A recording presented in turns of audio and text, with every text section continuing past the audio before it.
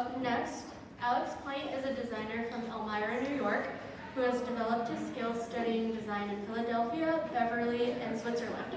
Alex graduated from Montserrat College of Art with a BFA in design and a minor in art history. Alex's journey emphasizes that negatives can be positives in disguise and transform adversity into creative growth. Alex Pint.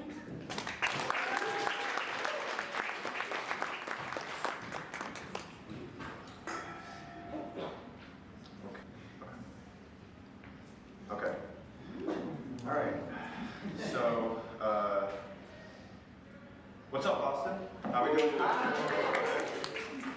So, I'm Alex Pint. I am 22 years old. I am a graphic designer.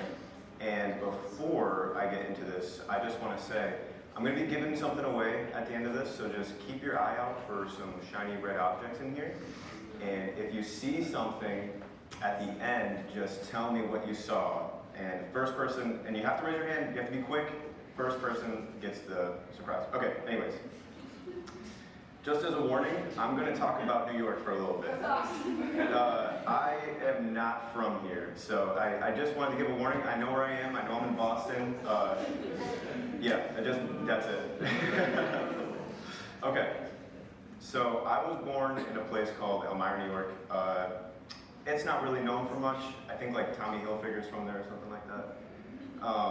But it's in the southern tier of New York. It's not upstate New York, it's different. I'll fight all of you on that, but that's another presentation.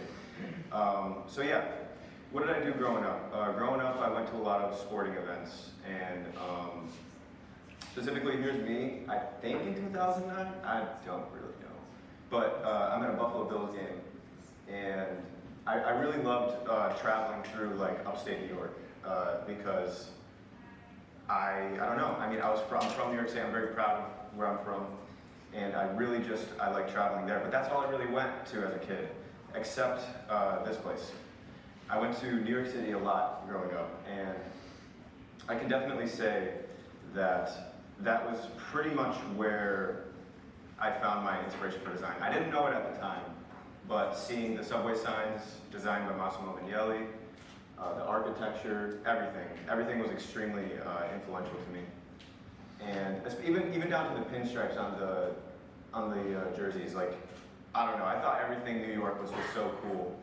And I know I'm sorry again, I know this is like a weird thing to talk about at Boston, but this is what shaped my path, and this is why I want to be a designer. So, let's see here. So, fast forwarding a little bit, I want to talk about this place. So I went to school. Oh, no, the cursor's right in the way. Sorry. So I went to this place. It's called the College of St. Rose. It's a sad tale. I don't know if anyone's heard of this place before, but yeah, they shut down. They were my first school. I went there for a year, and halfway through the first semester, they sent out. It was like right before Christmas or like after Christmas. I don't know. But they said that they're gonna shut down the art program, and I was like, oh no, like what am I gonna do? Where am I gonna go? It was a very scary time, basically. I didn't know what I was gonna do. But that's when I found this place, Montserrat College of Art.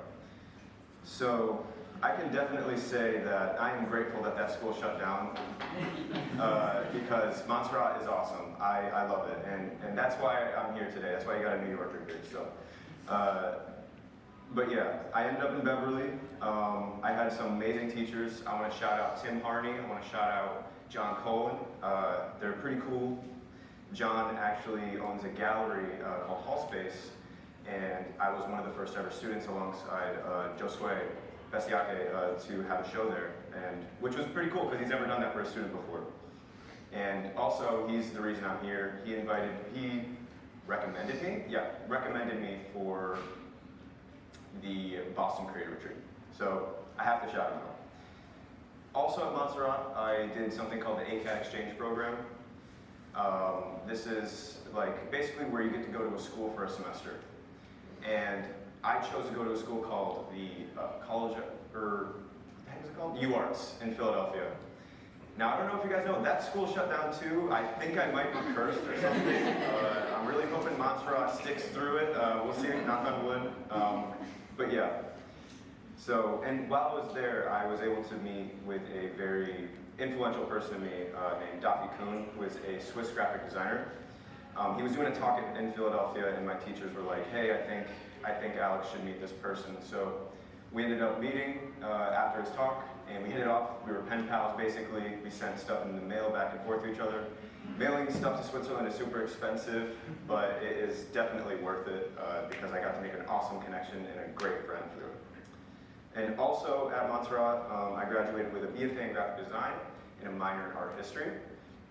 As well, I won the concentration award in graphic design. Okay, so I want to talk about this for a little bit. I run my own design studio, and I have for the past year, called Doorstop Design Studio. I founded it exactly a year ago. So, yes, exactly a year ago. And I have my own physical studio in Elmira, New York. I've worked with people like, I've worked with TD Garden, I've worked with Marvel, Apple Music, Czarface, Silver Age, Wu-Tang Clan, Virgin Records, Get On Down, Logic, a bunch of people. And also I've worked with Soundtracks in Beverly. I don't know if any of you guys, go Soundtracks. But yeah, so that's kind of what I want to talk about a little bit, is this guy right here. So this guy means a lot to me. This is 7L Czarface. I don't know if anyone knows Czarface, but more important, his name's George Andrinopoulos, and he is a pretty cool dude. I was able to meet him when I got to Montserrat because, well, I first met him because I went to the skate shop, and I saw all these records on the back wall, and I was thinking to myself, like, wow, these records are sick. They had like Wu-Tang Clan records, Capone and Noriega, and then Czarface, and I was like, wow, Czarface. Like, I'd never seen that out in public before. So I told him, I was like, yo, that's dope, you guys got a Czarface record back there. And he's like, oh, you don't know, do you? And I'm like, no what? And he's like, 7L of Czarface owns the record store literally right down the street. And I was like, what? So I ran there, and I'll never forget, I saw him in there, and I was just like shyly flipping through the records, looking at him, and he was just looking at me like, what the heck's what's going on with this kid? Why is he staring at me all weird and stuff? But yeah, no, he ended up giving me that tote bag, which it says Soundtracks on it. It sucks for the photo, it's flipped that way, but what are you gonna do? But yeah, I was able to meet this guy, and through that, I was able to do some work with him. I made a lot of the t-shirts and everything. Like, if you've seen something come out of Soundtracks, odds are I probably made it, from t-shirts to tote bags to more t-shirts and that kind of stuff. Whoops. Okay. Okay, so that all leads to this text message right here, basically. And this text message pretty much changed my life. I get a text from him. I was working at JCPenney at the time. If anyone's worked retail, it's a total nightmare. Yeah, not fun. But anyways, I get this text while literally I'm clocking out of work. I'm like, oh man, I hate my job, everything. And it says this, yo, yes, he texts like this all the time, by the way, and I love it. It says, yo, I was wondering, are you familiar with lyric videos? Have you ever done stuff like that before? Now, to tell the truth, I really haven't, but I knew that I couldn't let this moment slip through my fingers. Wow. Did you put the... Oh. Got it, okay. Technical difficulties.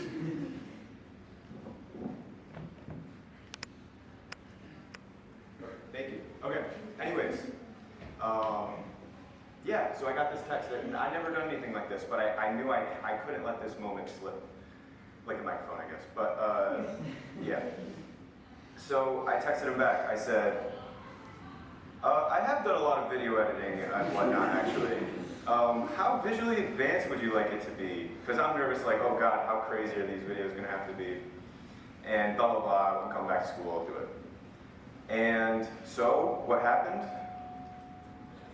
Oh, there's a new thought here. That's good.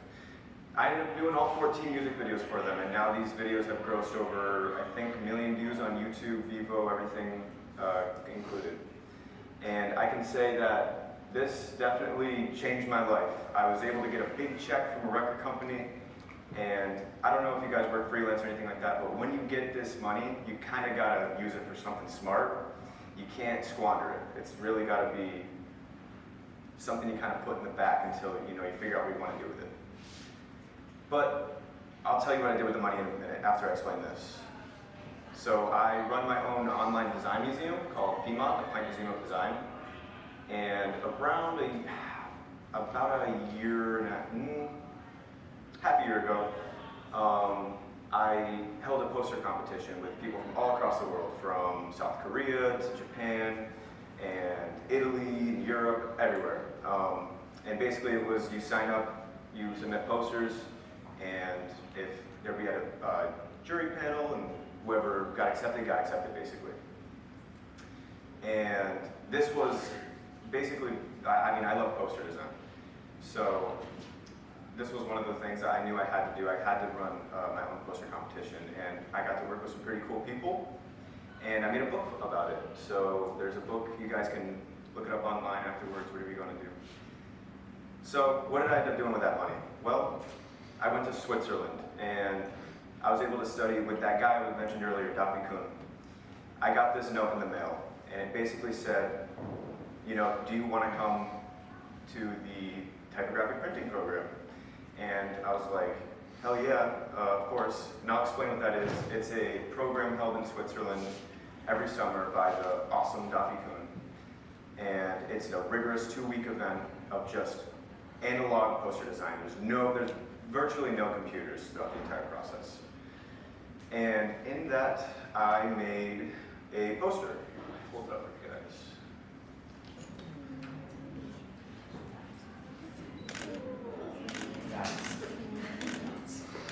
Yeah, okay, so this poster is letterpress and laser cut printed. That's me and Daphne. He's a cool dude. He looks like he could be my dad or something.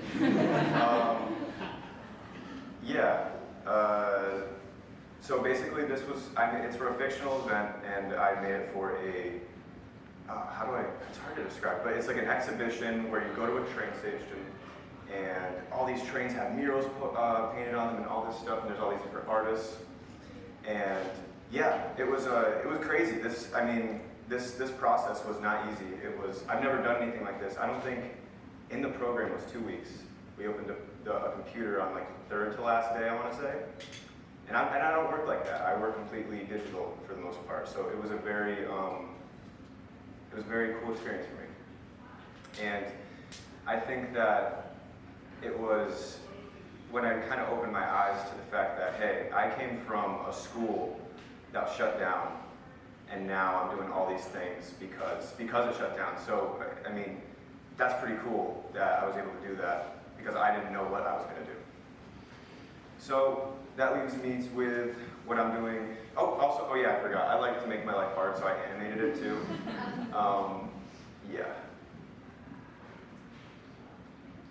Okay.